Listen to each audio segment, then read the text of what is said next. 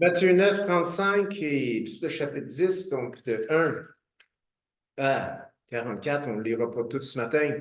On l'a quand même lu au complet au travers des dernières semaines, mais c'est le passage sur lequel on s'arrête parce que notre Église, ce corps de croyants, doit multiplier. Amen? La Bible ne parle jamais d'addition ni de soustraction. Elle parle de multiplication et malheureusement aussi de division. Il y a des divisions, c'est triste.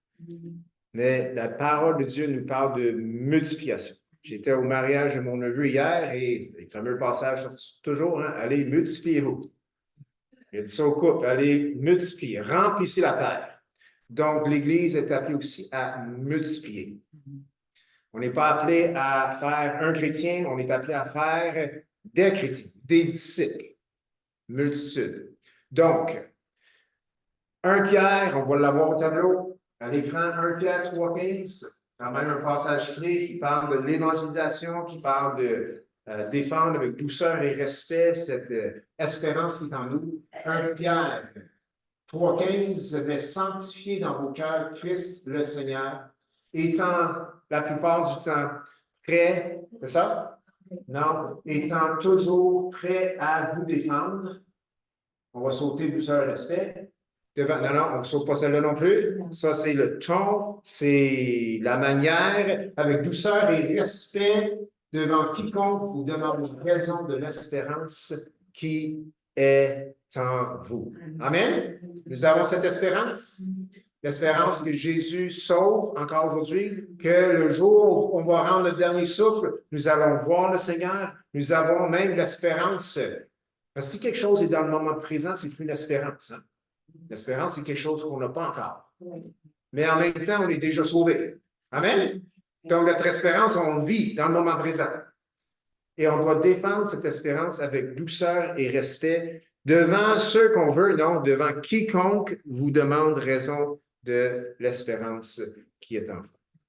OK. Et on a vu qu'il y a malheureusement dans l'Église une pénurie de main-d'œuvre parce qu'il n'y a personne qui sort. Amen? Ben, amen. Ouais, c'est pas gloire à Dieu.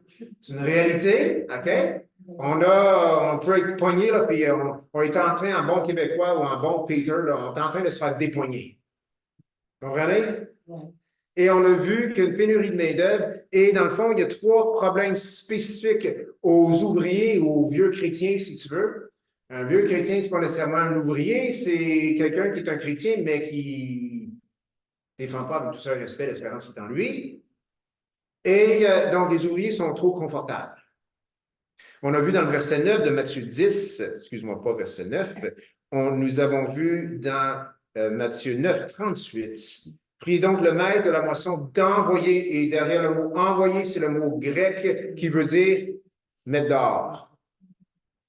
Rappelons-nous ce qu'on prie, ce qu'on demande au Seigneur lorsqu'on dit Seigneur, envoie des ouvriers dans la moisson. On est en train de dire Seigneur, mets-moi dehors. Mets-moi dans la moisson. On est trop confortable dans l'Église, on est trop confortable dans notre milieu chrétien. Le Seigneur on doit prier que le Seigneur nous mette dehors. Et si Jésus le dit, c'est parce qu'en quelque part, il a compris que les chrétiens vont devenir confortables. Deuxième problème qu'on peut avoir, c'est on pense qu'on n'est pas assez puissant, qu'on n'est pas assez bon. Bon, c'est vrai, on n'est pas puissant. C'est vrai qu'on n'est pas tellement bon. Mais Jésus nous donne sa puissance. Il y a au verset 1, chapitre 10, et après les 12, je leur donne le pouvoir. Jésus nous donne le pouvoir. Et aussi, les ouvriers, eh bien, souvent, ils essayent ou ils prêchent à la mauvaise foi. Quelqu'un leur a rejeté leur message, leur a refusé, puis ils retournent toujours là. Ils retournent toujours là. C'est comme Jésus dit, écoute, si une ville ne peut pas entendre ou t'accueillir, va à la prochaine. Amen? C'est pas qu'on est appelé à abandonner ou rejeter nos familles, c'est pas ça du tout. C'est juste que faut emmener le message à ceux qui veulent l'entendre. Arrêtons-nous de nous battre avec quelqu'un qui ne veut rien savoir. Le Seigneur va l'appeler, puis crée-moi si tu as partagé le message, le bon moment, quand lui a les bonnes questions, il va revenir te voir. OK? Donc, souvent on prêche à la mauvaise foi. On a vu que le passage met l'accent sur l'ouvrier. et sur le message, c'est-à-dire de l'ouvrier. C'est un message au sujet d'un royaume. Ce n'est pas juste un message au sujet de change ta vie, repens-toi, bien que c'est tous des éléments qui sont dans le message, mais c'est un message au sujet d'un royaume. Il y a le royaume des ténèbres, il y a le royaume de Dieu. Amen? Jésus dit, repentez-vous car le royaume des cieux est proche. La porte d'entrée du royaume, c'est par la repentance. C'est par reconnaître qui Jésus est. Jésus est la porte, il est le chemin. Mais ce n'est pas un cul-de-sac, ce n'est pas une porte fermée, c'est une entrée. Donc, c'est vraiment au sujet d'un royaume. Et Paul le dit ici à l'écran, Colossiens 1, 12 et 14, dit « Rendez grâce au Père qui vous a rendu capable d'avoir part à l'héritage des saints dans la lumière, et qui nous a délivrés de la puissance des ténèbres et nous a transportés. » Je peux dire ça ensemble? Transportés. Dans quoi? Dans le royaume du Fils de son amour. C'est plus une histoire de royaume que d'autres choses. Rappelons-nous cela. Et c'est aussi un message qui est déterminant, qui est tranchant. Jésus a dit dans le verset 15 de Matthieu 10, vous pouvez mettre votre doigt dessus, « Je vous dis en vérité, au jour du jugement, Sodome et Gomorrhe sera traité moins rigoureusement que cette ville qui a refusé l'ouvrier, qui a refusé le message. » Donc, c'est un message déterminant. Ceux qui le rejettent se font beaucoup de tort. Donc, ce matin, on va s'arrêter sur un autre aspect du message.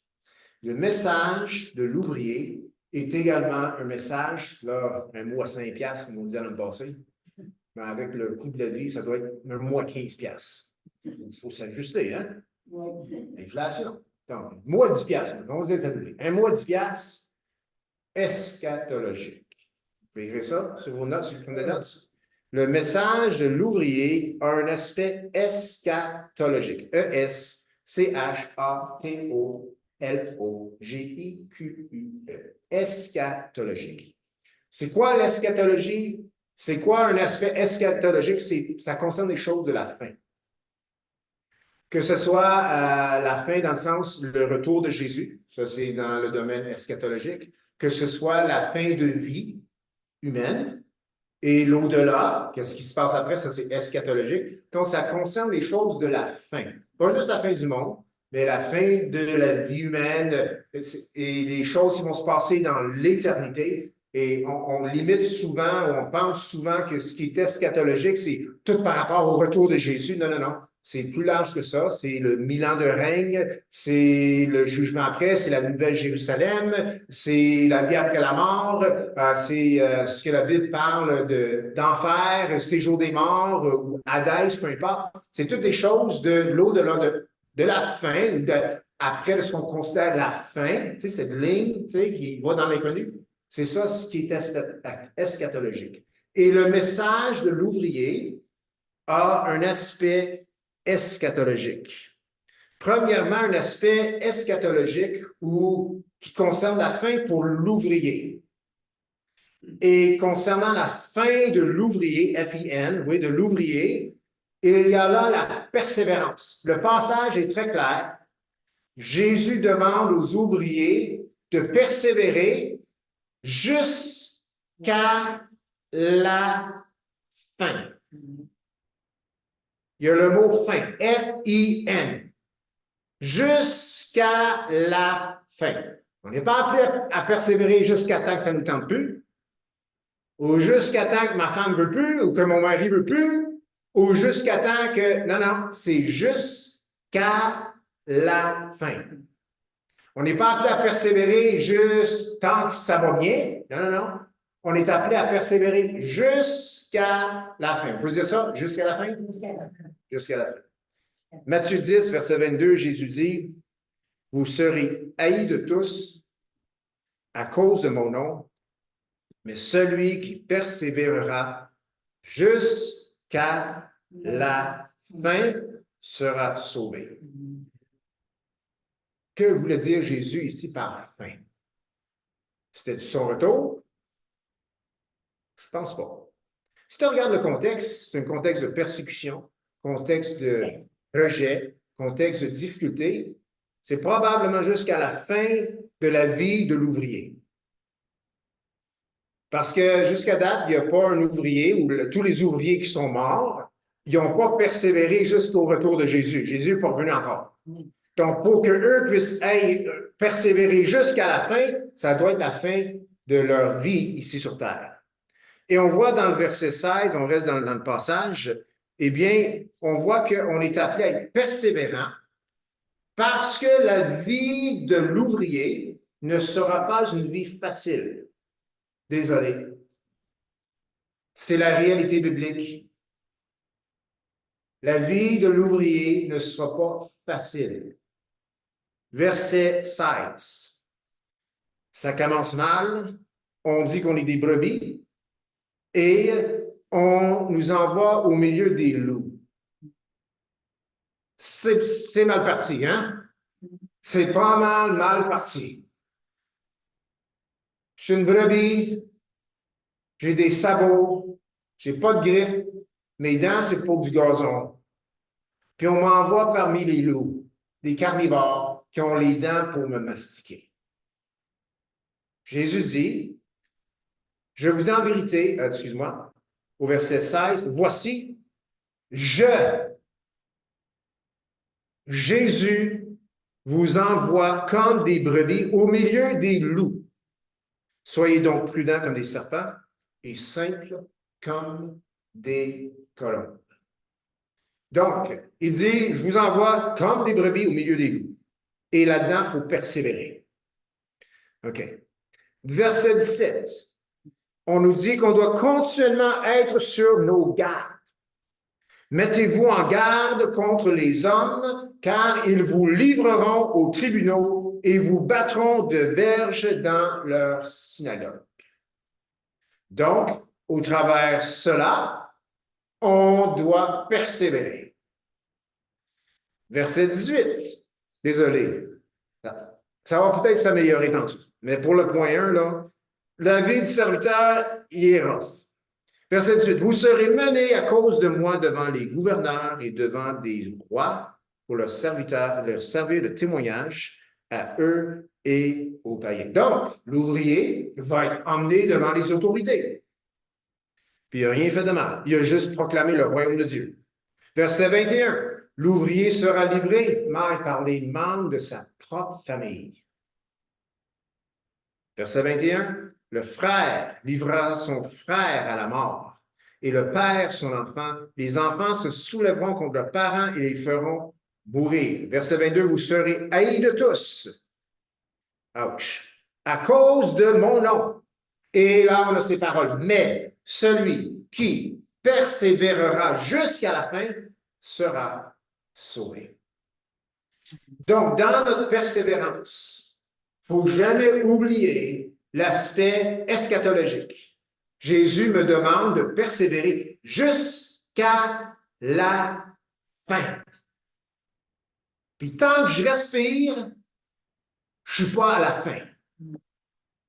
Tant que j'ai vie physique, tant que j'ai un corps qui peut accueillir mon esprit, je ne suis pas à la fin. Et Jésus me demande de persévérer jusqu'à la fin. Amen? Donc, il faut être persévérant jusqu'à la fin. Et ça me rappelle Apocalypse 2, 10 à 11, ici à l'écran. Et c'est Jésus qui parle. Je n'ai pas les 17 églises par cœur. Apocalypse 2, 10, c'est Smyrne, c'est ça. L'église fidèle, l'église qui n'avait aucune reproche qui lui a été fait. Et le passage dit, sois fidèle jusqu'à la mort. 2, 10. Sois fidèle, merci Daniel, sois fidèle jusqu'à la mort, jusqu'à la fin. Celui qui vaincra n'aura pas à souffrir la seconde mort. Pas cette histoire-là. Il y a une première mort, puis il y a une seconde mort. Intéressant. Mais nous, dans le passage qu'on lit ce matin, Jésus dit de persévérer jusqu'à la fin, comme il a dit à l'église de Smyrne, persévère, sois fidèle jusqu'à la mort, jusqu'à la fin. Bref, l'ouvrière qui persévérera jusqu'à la première mort, jusqu'à la fin de sa vie, sera sauvé. Et pourquoi sera-t-il sauvé? Voici la réponse. La personne qui persévère en Jésus jusqu'à la mort, pourquoi sera-t-il sauvé? C'est parce qu'il n'aura pas à souffrir la seconde mort. Donc, on vient de découvrir quelque chose ce matin, c'est qu'il y a deux morts. Et on va le découvrir ce matin. Mais la bonne nouvelle, c'est nous qui persévérons jusqu'à la fin de notre vie, il n'y en a pas de seconde mort. Amen? Vous allez dire un amen plus fort quand on découvre c'est quoi la seconde mort. Donc, juste pour souligner le point, l'ouvrier doit être persévérant. Et ce n'est pas, la persévérance n'est pas pertinent quand les choses vont bien. C'est facile de persévérer à finir sa crème glacée. On ne parle pas de persévérance. On parle de, je vois, mais ça ne prend pas de persévérance pour manger notre repas préféré. Mais ça prend la persévérance pour faire le bien, continuer, même lorsque les circonstances nous sont adverses, jusqu'à la fin. Verset 15, chapitre 10, on nous parle d'un jour de jugement. 10, verset 15, je vous dis en vérité, au jour du jugement. Il y a un jour de jugement qui s'en vient. Jésus l'a dit, au jour du jugement, Sodome et Gomorrhe seraient traités moins vigoureusement ou rigoureusement que cette ville-là qui a refusé le message de l'Évangile. Donc, on mentionne jour du jugement. C'est un autre aspect eschatologique de notre passage. Les gens qui refusent le message du royaume, qui refusent le message de l'Évangile, ils ne savent pas, mais il y a un rendez-vous au jour du jugement.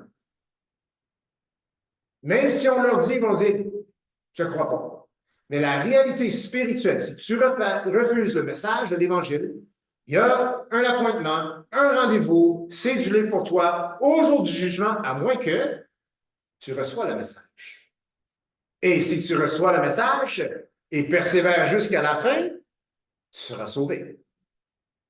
Mais le jour du jugement, donc c'est un autre aspect eschatologique qui est dans le passage. Et c'est quoi le jour du jugement? Le jour du jugement, c'est la même chose que la seconde mort, qu'on a entendu parler dans Apocalypse 2, verset 11. Mais le jour du jugement, la seconde mort, les deux vont ensemble. Le jour du jugement, c'est le moment où les gens sans Christ, les gens qui ont rejeté le message, eh bien, entrent dans la seconde mort. Parce que les gens qui ont refusé le message, eux aussi sont morts. Ça, c'est la première mort. On a fait leur funérailles, on a acheté leurs fleurs, OK? Il y a une pierre tombale, il y a une épitaphe, tout ça, c'est fait. Ça, c'est la première mort. Tout le monde passe par là. D'accord? Pas des exceptions? Non? C'est prouvé. Statistiquement parlant, 1 sur 1 meurt. J'espère que je ne vous apprends pas les nouvelles ce matin. Mais c'est sûr, un jour, quelqu'un va écrire votre nécrologie. S'il y a encore des journaux, ça va être dans le journal. Donc, ça, c'est la première mort. Tout le monde vive la première mort. Mais ceux qui rejettent Christ, qui rejettent le message de l'ouvrier du Seigneur, eux vont vivre une deuxième mort. S'ils rejettent le message et vivent la première mort, ils sont sur le chemin pour aller vers la deuxième mort. Et il n'y a pas de manière de se revirer de bord entre la première mort et la deuxième mort. Vous comprenez? Après la vie, on a une seule vie, nous Hébreux, vient le jugement. le temps entre la première mort d'une personne et le grand jugement ou la seconde mort, il n'y a pas de virage de bord. Il n'y a plus de possibilité de repentance. C'est maintenant le jour du salut. Amen? Donc, seconde mort.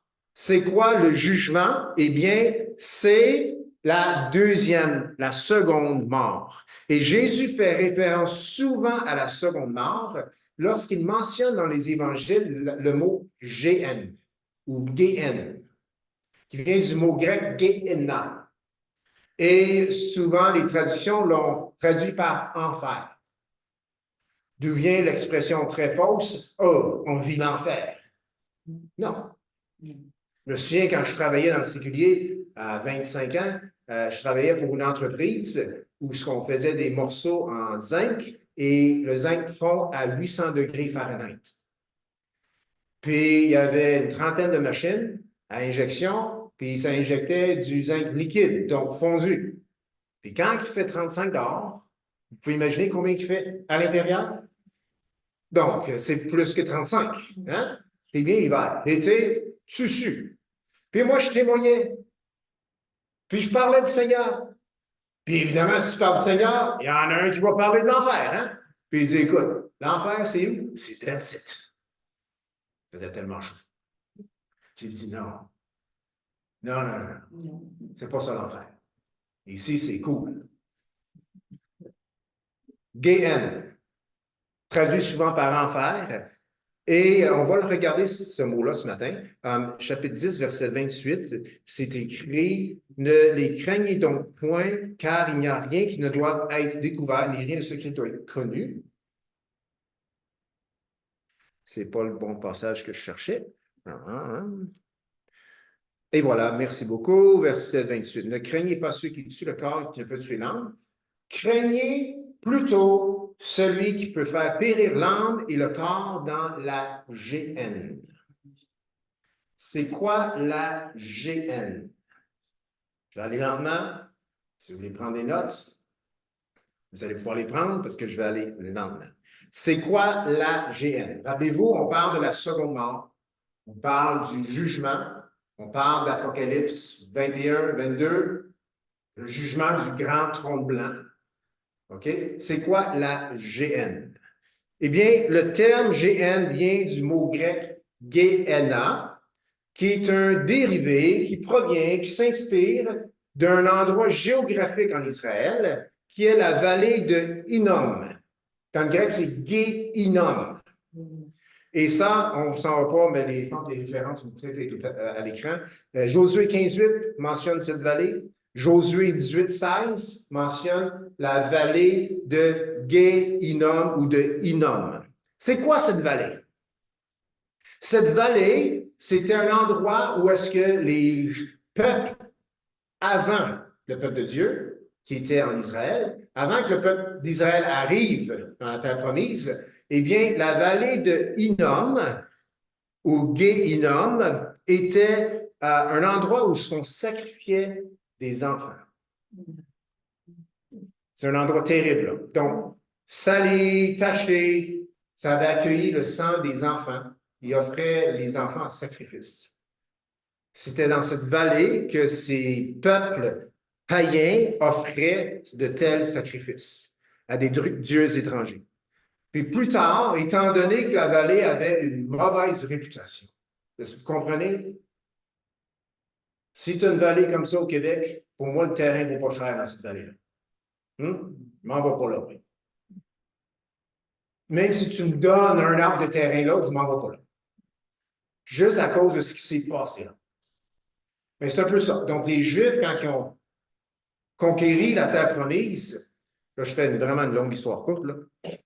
Bien, cette vallée-là, étant donné son historique, eh bien, ils l'ont converti en dompe. C'est là que j'étais leur déchet. Ben, comme la dompe municipale, ou le dépotoir, excuse-moi. Dompe, c'est en anglais. Dépotoir. Ça a servi comme dépotoir. Parce que, dans le fond, c'est une place à déchets. Avec ce qu'ils ont fait là, on va juste mettre ce qu'on veut plus à cet endroit-là.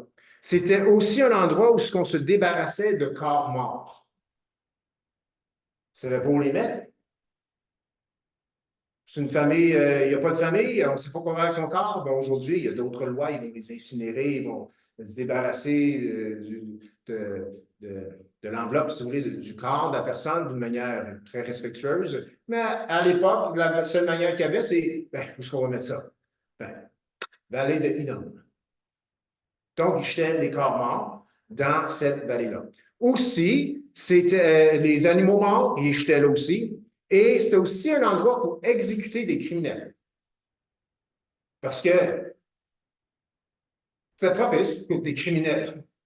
Quelle meilleure place de les exécuter que dans la vallée de Hinnom?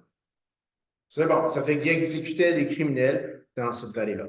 Donc, il faut comprendre qu'à l'époque, qu'est-ce qu'ils faisaient avec les vidanges? Qu'est-ce qu'ils faisaient avec les corps morts? Ils les brûlaient. Ça se fallait quand même s'en débarrasser. Parce que, imaginez l'odeur. Donc, c'était un endroit où il y avait continuellement du feu. D'où vient l'expression où le feu ne s'éteint point. Parce qu'il y avait toujours des déchets, il y avait toujours des criminels, il y avait toujours du monde qui mourait. Donc, il y avait toujours du feu dans la Géhenne, dans la vallée de Hinnom. Donc, Jésus, lorsqu'il parle de Géhenne ou du feu qui ne s'éteint point, c'est ce que pense le juif, c'est que c'est l'endroit des criminels, c'est l'endroit des vidanges, c'est l'endroit des animaux morts, c'est l'endroit de tout ce qu'on veut. Et le feu ne s'éteint point parce que faut toujours continuellement se débarrasser du méchant, du mauvais et des vidanges. Donc, c'est un endroit où il y a continuellement du feu. Le feu consumait les vidanges, les corps morts. C'est un endroit où le feu ne s'éteint point. Donc, ceci conduisait les gens à comprendre, avec ce que Jésus emmenait, et même dans la culture juive, que spirituellement, il y avait la Géhenne, qui vient du mot Gehenna, la vallée de Hinnom. Il y a la Géhenne où ce qu'on met le méchant. C'est le sort du méchant. Et à cet endroit, c'est un endroit de souffrance, là où le feu ne s'éteint point. Donc, il ne faut pas confondre parce qu'il y a deux endroits pour les morts. Dans la parole de Dieu, il y a deux endroits pour les morts. Je vais lentement, je ne vais pas trop vite. On réussit à prendre des notes? Il y a deux endroits dans la Bible pour les morts. Il y a Hadès, ou ça dit, excuse-moi, Gehenna, la Géhenne. Je ne veux pas y aller là. Mais il y a aussi le séjour des morts.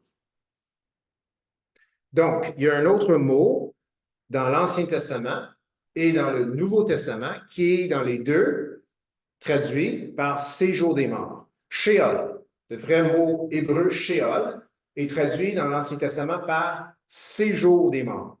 Et dans le Nouveau Testament, tu as le mot Hadès qui est traduit par séjour des morts.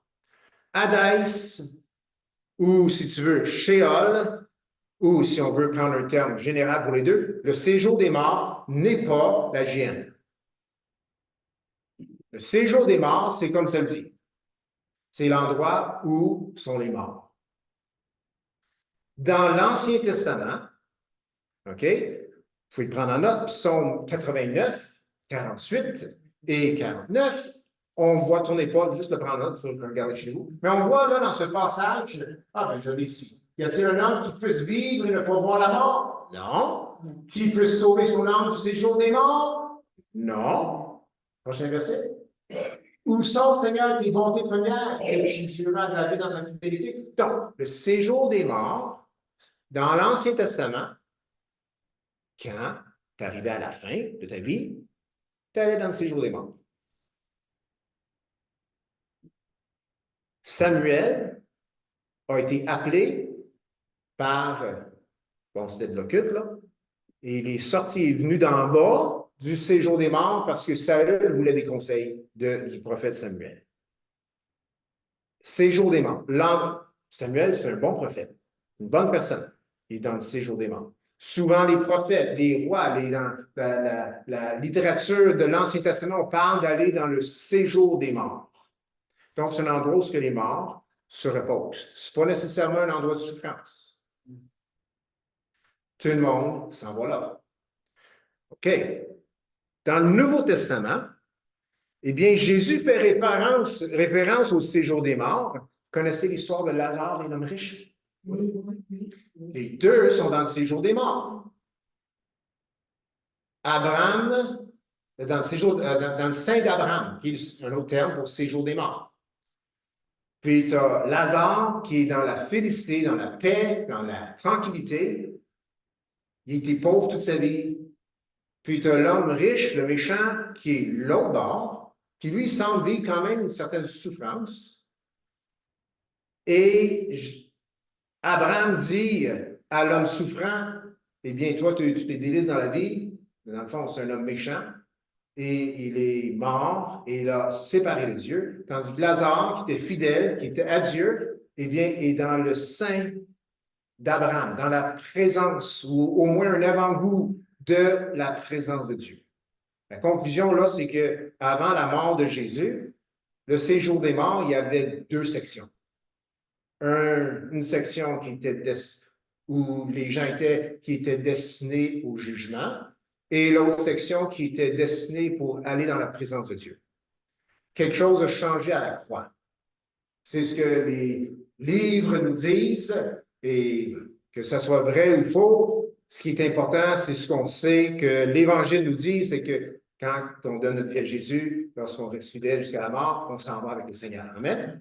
Il y a eu deux sections dans le séjour des morts avant la croix, puis que ça a changé par la croix. Ben, c'est fun de l'entendre, puis c'est vraiment loin d'être impossible. Dieu, il n'est pas juste au contrôle de ce qu'on voit, là. Il est au contrôle de l'autre, ce que sont les morts aussi. Donc, ils disent que le séjour des morts est composé de deux sections, puis ils s'inspirent de ce passage-là.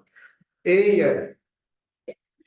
ils vont plus loin en disant que Jésus, quand il a été chercher les clés, lorsqu'il a libéré les captifs, eh bien, ça s'est séparé, et puis finalement, les fidèles, ceux qui sont au Seigneur, sont dans la présence de Dieu, et les autres, ben, sont toujours dans un endroit d'attente pour le jugement.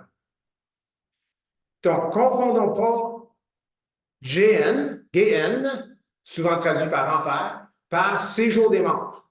Un, c'est juste un endroit où les morts sont, en attente, et l'autre endroit, c'est un endroit de souffrance, et ça implique le jugement final. Et un autre terme, c'est le jugement du grand trône blanc. Donc, Matthieu 10, verset 15. Jésus, dans Matthieu 10, verset 15, quand il dit « Au jour du jugement », il fait référence à la seconde mort. Il fait référence, Apocalypse 21, je crois, au jugement du grand trône blanc. On va tourner bientôt, je veux juste pas aller trop vite. Jésus, dans 1 Pierre 3, 19, vous pouvez l'avoir celle-là? 1 Pierre 3, 19, est allé prêcher aux esprits en prison. Amen? Amen? Donc, il y a peut-être quelque chose d'exceptionnel qu'il y avait là, je ne sais pas, mais il y avait des esprits en prison. Jésus a été prêcher l'Évangile aux esprits en prison. Donc, ça sous-entend, puis là, c'est juste des interprétations qui peuvent être vraies, qui peuvent être fausses, parce qu'on n'a pas les détails, donc c'est important que je vous le dise. Vous pouvez prendre ça, puis... Mais que Jésus aurait libéré les gens dans le séjour des morts qui avaient mis leur confiance dans celui qui devait venir. C'est possible. Il n'y a rien qui est impossible. Et aussi dans Éphésiens 4, 8 à 10, c'est écrit, c'est pourquoi il est dit, il est monté en haut, il a ramené des captifs et il a fait des dons aux hommes.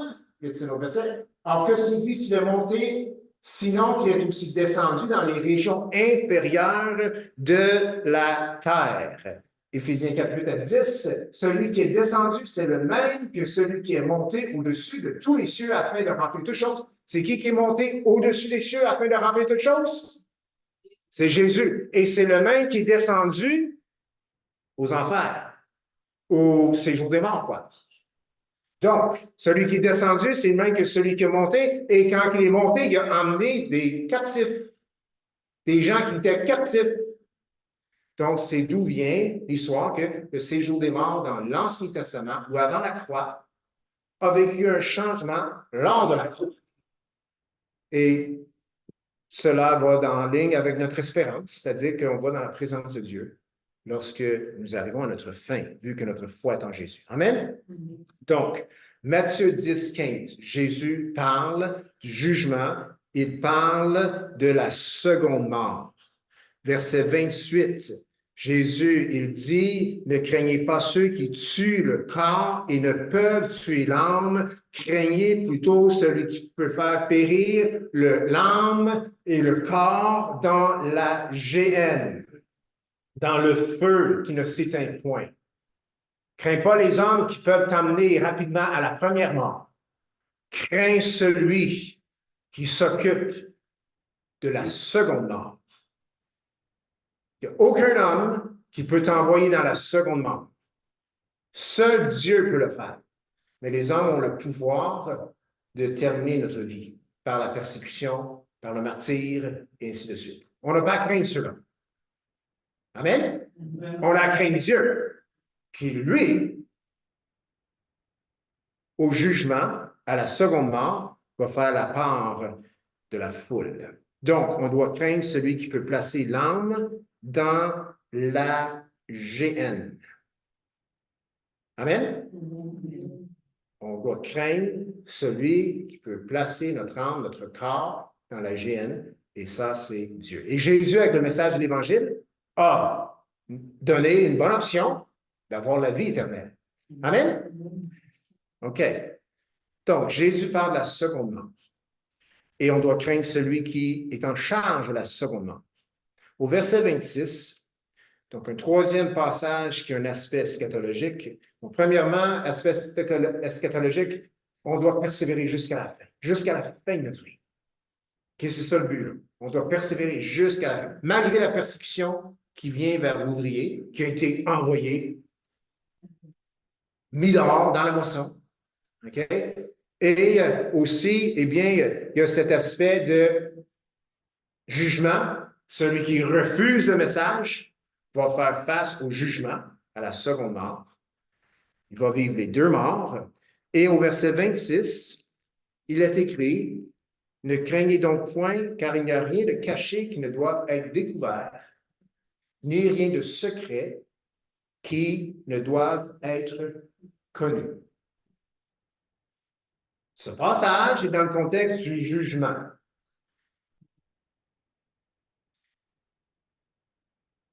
Malheureusement, on a peut-être pris ce passage et d'autres passages pour nous faire peur, pour stimuler en nous des confessions peut-être un peu extrêmes. Le contexte ici, c'est dans un contexte de jugement. Qu'est-ce qui va arriver avec ceux qui persécutent les ouvriers? Parce qu'il faut comprendre que quand on persécute un ouvrier, il y a beaucoup de choses qui se passent dans le secret. Le plan, comment l'avoir, quel piège monter, ainsi de suite. Mais en même temps, de ce passage et d'autres passages, on a sorti le jour où tout le monde va voir le film de ta vie. Puis tout ce que tu as fait en cachette, tout le monde va le voir. Faire aller comme ça, OK, c'est un peu difficile. Moi, je ne suis pas sûr que ça va arriver. Vraiment pas sûr. C'est pas ça que dit le passage. Le passage est dans le contexte d'une persécution. Puis qu'est-ce qui va arriver avec ceux qui persécutent les ouvriers? Nous sommes pardonnés. Nous sommes lavés. S'il y a un film de ma vie, OK, lors du tribunal de Christ ou quelque chose comme ça, qui va montrer à tous les gens ce que j'ai pu penser, ce que j'ai pu regarder, peu importe, toutes les gaffes que j'ai pu faire dans toute ma vie, où est le pardon de Christ? Jésus m'a lavé de tous mes péchés. Donc, si je m'en vais pour dire, repentez-vous parce que le film de votre vie, le ciel tout le monde va le voir. C'est comme là, c'est la peur qui embarque, puis c'est la culpabilité qui embarque, au lieu de nous emmener au pardon de Christ, à l'efficacité du sang de Christ. Puis je suis vraiment pas en train de dire qu'on peut faire ce qu'on veut. Je suis vraiment pas en train de dire qu'on peut vivre des vies tout croches, puis des vies d'hypocrites, puis avoir une double vie. Je suis pas ça que je suis en train de dire du tout, là. Nous sommes appelés à la repentance, à porter des fruits dignes de la repentance. Mais le passage ne dit pas que Dieu va montrer le film de notre vie à tous. Ce qu'il est en train de dire, c'est qu'au jour du jugement, tu n'as pas à craindre, ne les craignez. C'est qui les? C'est les persécuteurs. C'est les hommes méchants qui rejettent le message de l'Évangile. Ne les craignez donc point. Parce que tout ce qu'ils vous ont fait, toute leur manigance, tout ce qu'ils ont fait pour vous piéger, pour vous prendre par vos paroles et les virer contre vous pour finalement finir vos jours, tout ce qu'ils ont fait dont tu n'as pas de preuve, ça va être mis en lumière. Tout le monde va le voir et ils seront jugés pour. Oui, sévèrement. Et ça, c'est le jugement du grand trône blanc. C'est la seconde mort. Dans le fond, le jugement du grand trône blanc, c'est pas la seconde mort, c'est le jugement qui a lieu, qui détermine si tu t'envoies dans la mort éternelle. Puis, tristement, tous ceux qui vont être jugés lors du jugement du grand trône blanc vont être déterminés comme coupables parce qu'ils ont rejeté le message et vont finir dans les temps de feu.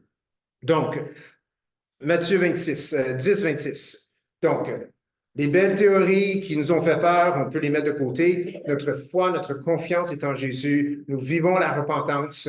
Nous sommes conscients de ce que nous sommes et ce qu'on est capable de faire. Et notre chair, elle est trop vivante, il faut la crucifier. Amen? Mais il n'y a pas d'histoire de film pour nous condamner ou nous humilier devant la foule de gens qui sont sauvés.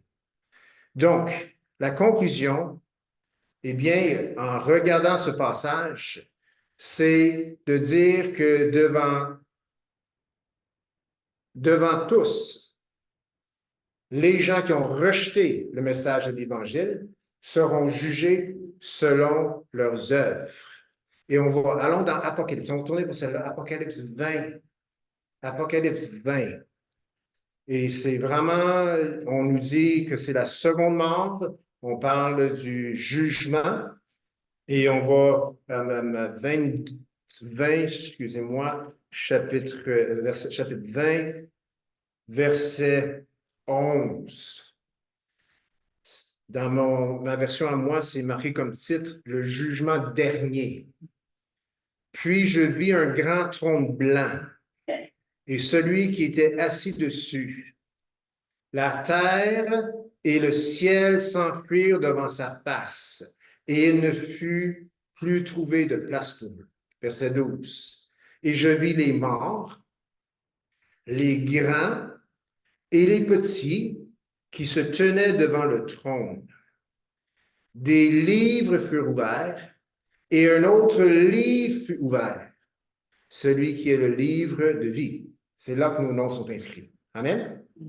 Et on ne sait pas comment va arriver la fin, mais peut-être qu'il y a d'autres gens qui seront sauvés pendant le millénium, ou je ne sais pas trop quoi, ou après l'enlèvement de Jésus, qui eux autres vont être inscrits dans le livre de la vie, puis peut-être qu'ils vont être présents là. Nous, notre jugement, il a eu lieu à la croix. Amen? On est sauvés. Mais ici, un livre ouvert, celui qui est le livre de vie. Les morts furent jugés selon leurs œuvres, d'après ce qui était écrit dans ces livres. Donc, on sait ce qui est écrit dans ces livres, c'est des œuvres, des choses cachées, des choses qu'on n'a jamais dit, ou que ces méchants ont fait dans le dos, ou ces mauvaises œuvres de l'homme irrégénéré. Verset 13, je ne sais pas si ça va être au tableau, je ne sais pas si je vous ai donné, mais vous l'avez dans vos Bibles. La mer rendit les morts qui étaient en elle. Oh, intéressant. La mort et le séjour des morts rendirent les morts qui étaient en eux. On voit qu'à la fin, le séjour des morts est encore là. Donc, la mort, le séjour des morts, l'océan, la mer, ont rendu les morts qui étaient en eux, et chacun fut jugé selon ses œuvres. C'est pas nous, ça. Parce qu'on ne sera pas jugé selon nos œuvres. On va être récompensé selon nos œuvres. On ne sera pas jugé selon nos œuvres. Nous serons jugés selon l'œuvre de Christ. Amen? Donc, ils seront jugés selon leurs œuvres. Ah, tu as persécuté mes ouvriers. Ouh, ça va mal pour toi. Parce que j'ai dit, le Seigneur, sa parole le dit, que tu vas être traité plus rigoureusement que la ville de Sodome et Gomorrhe. Je te juge ici, le jugement dernier, ils sont jugés selon leurs œuvres. Je te juge, dit le Seigneur, à ce jugement dernier, selon comment tu as rejeté mes serviteurs, comment tu as martyrisé mes serviteurs, comment tu as persécuté, que c'est ça, que tu leur as emmenés à la fin de leur vie. Ils seront jugés selon leurs œuvres. Verset 14, et la mort, et j'aime ce passage, je vais vous dire pourquoi. Et la mort et le séjour des morts furent jetés dans les temps de feu. Donc, il n'y a pas des justes dans le séjour des morts à ce point-là, parce que sont toute la gang jetés dans les temps de feu. Si à un moment donné, il y avait des justes temporairement dans le séjour des morts, attendant l'œuvre de Christ, eh bien, à ce moment ici, ils ne sont plus là. Parce que toute la gang, tout le séjour des morts s'en va dans les temps de feu. Quiconque ne fut pas trouvé écrit dans le livre de vie fut jeté dans les temps de feu. Donc, si tu te trouves dans le livre de vie, tu t'en vas pas dans les temps de feu. Mais si on te juge selon tes œuvres, tu t'en vas là. Si à cette époque ici, là, dans Apocalypse 20, si tu es dans le séjour des morts, en ce moment-là, tu t'en vas dans les temps de feu. On va te juger, mais tu vas perdre. Ta cause est perdue. Tu te vas dans les temps de feu. Et ce que j'aime de ce passage, c'est qu'il y a une autre affaire qui s'en va dans les temps de feu. Ça s'appelle la mort. C'est vraiment marqué. Et la mort et le séjour des morts s'en va dans les temps de feu. Saviez-vous qu'on a ce fichu de problème encore présent qui s'appelle la mort? Je disais au début, 1 sur 1 va mourir.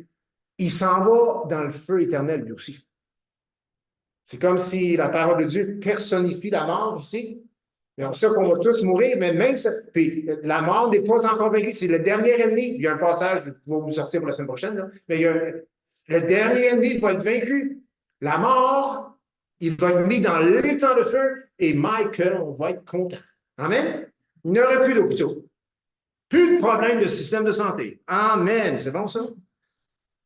Puis en passant, ceux qui travaillent dans le système de santé, vous n'aurez plus besoin de votre travail là non plus. Vous allez être avec le Seigneur. Amen? Donc, le message de l'ouvrier doit être de même caractère ou de même, ça se dit-tu gist? Ça, c'est en anglais. C'est un gist. De même, je ne sais pas c'est quoi le mot, là, mais s'inspirer d'eux, mais en tout cas.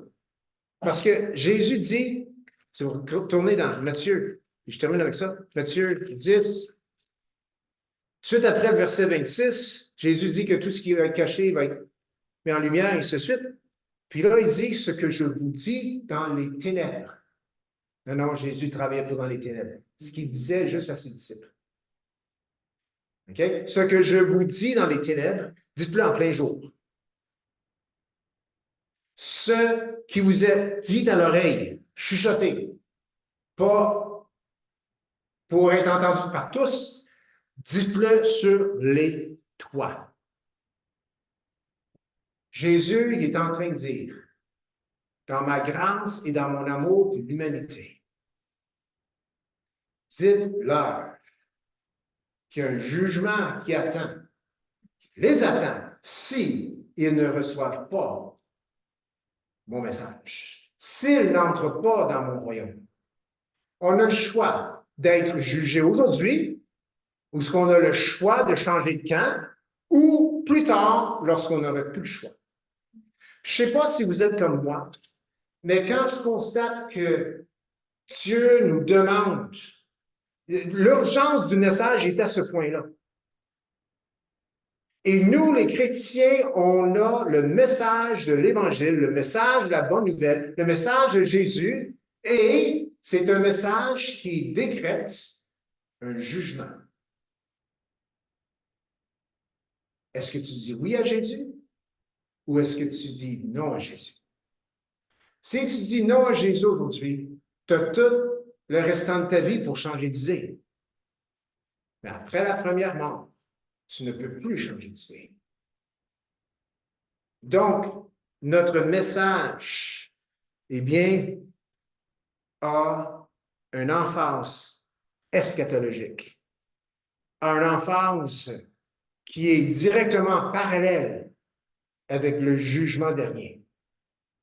Mais les gens peuvent être épargnés du jugement dernier s'ils répondent au message de l'Évangile. Amen? Très important. Matthieu 10, 27 nous dit, ce que je vous dis dans les ténèbres, dites-le en plein jour. Ce que je vous dis à l'oreille, prêchez-le sur les toits. Donc, je ne suis pas en train de dire qu'on comprend tout sur le jugement dernier, mais sans nécessairement comprendre le jugement, on doit en être conscient qu'il y en a une. Et cette conscience qu'il y en a une, et c'est Dieu qui va le faire, c'est pas un homme, c'est Dieu qui connaît tout ce qui est dans le secret, qui va le faire. Eh bien, sachant cela, nous pouvons partager encore plus efficacement, parce qu'on a un sentiment d'urgence, d'annoncer ce message. N'oublions pas douceur et respect. OK? M'envoie sur le pignon de mon toit aujourd'hui, puis vous allez en enfer. C'est peut-être pas la bonne façon. OK? Mais c'est la réalité spirituelle dont ils ne sont même pas conscients. C'est que tu rejettes l'Évangile, tu le mets en ligne pour le jugement dernier. Tu reçois l'Évangile et tu vis la grâce de Dieu.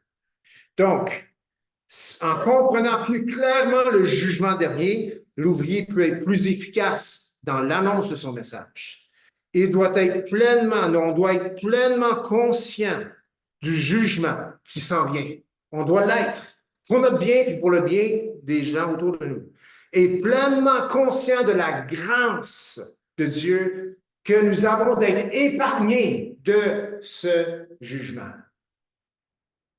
Sans être conscient, si on n'est pas conscient qu'il y a un jugement, pourquoi annoncer le message?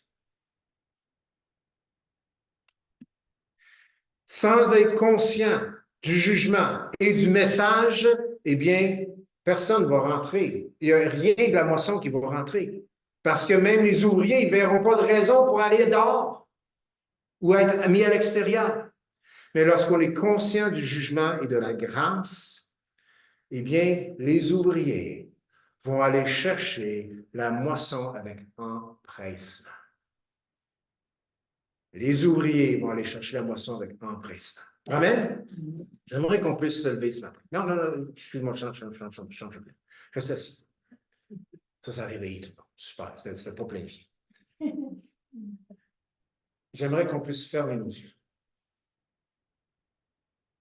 Je pense que le message a été clair ce matin. Et peut-être que tu n'as jamais vu ça comme ça. Tu as peut-être vu Jésus comme une belle option ou une mode de vie ou une façon de vivre, mais que ce n'était pas si urgent que ça ou si déterminant que ça.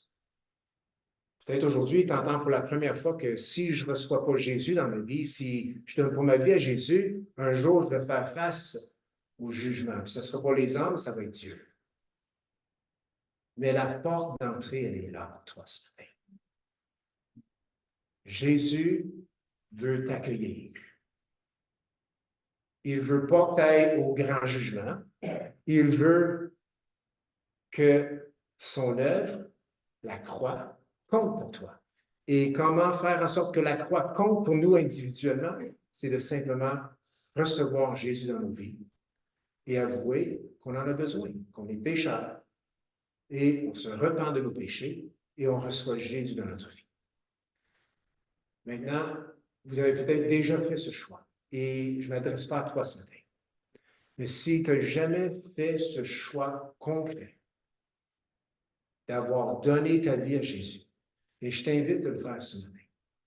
Puis c'est simple, c'est juste en levant ta main à ta place, puis on va prier ensemble après, et pour simplement recevoir Jésus dans ta vie.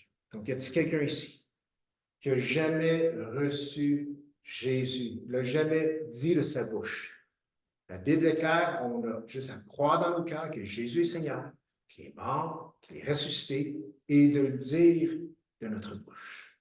Je donne une dernière opportunité. Y a-t-il quelqu'un ici ce matin?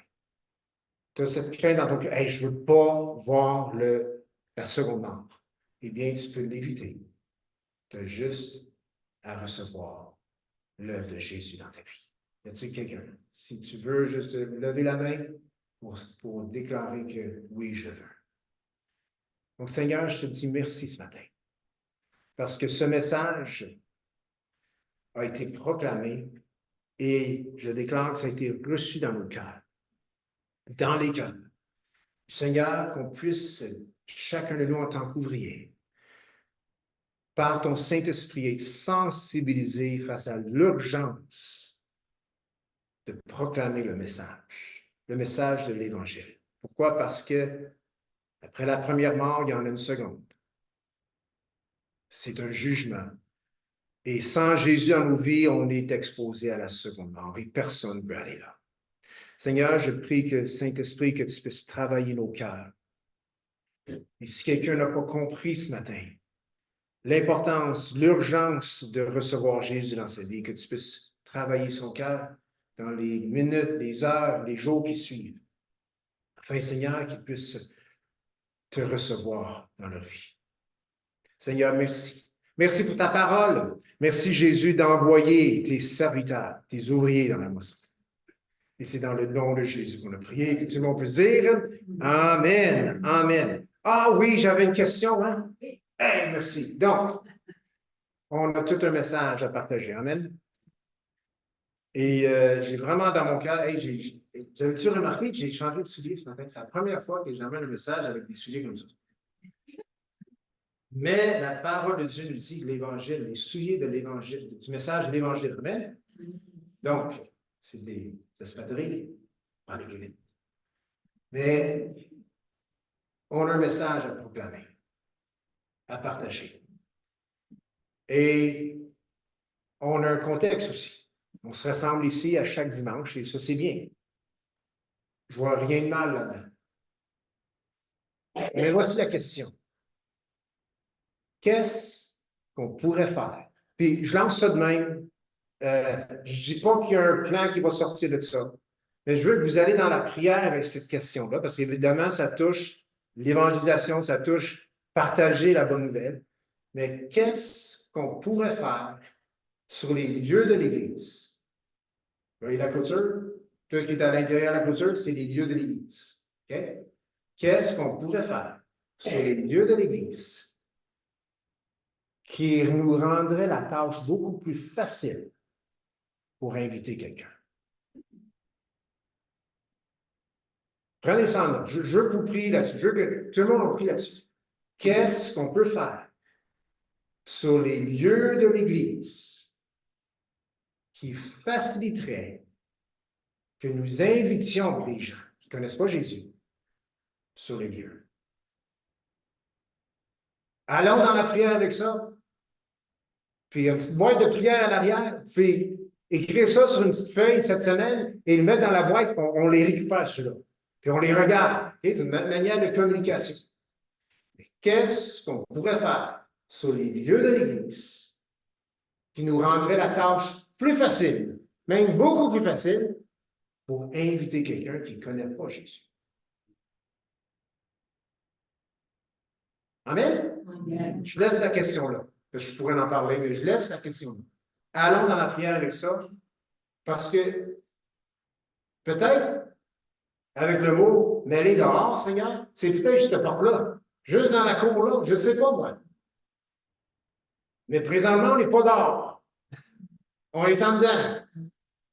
Ou peut-être, dehors veut dire faire quelque chose dans ces lieux ici qui nous facilite la tâche pour ramener quelqu'un du dehors en dedans. Je ne sais pas. Il n'y a pas de formule toute faite, mais on a le Saint-Esprit qui peut parler et qui peut diriger. Amen? Donc, je vous laisse cette question-là. Elle va sûrement revenir la semaine prochaine. Mais on a une annonce, pas une annonce, mais un message à annoncer. Amen? Maintenant, les annonces. Première annonce. Bonne semaine à tous ceux aux hommes. Non, ce n'est pas une annonce, mais bonne semaine à ceux qui ont écouté le message. Que Dieu vous bénisse.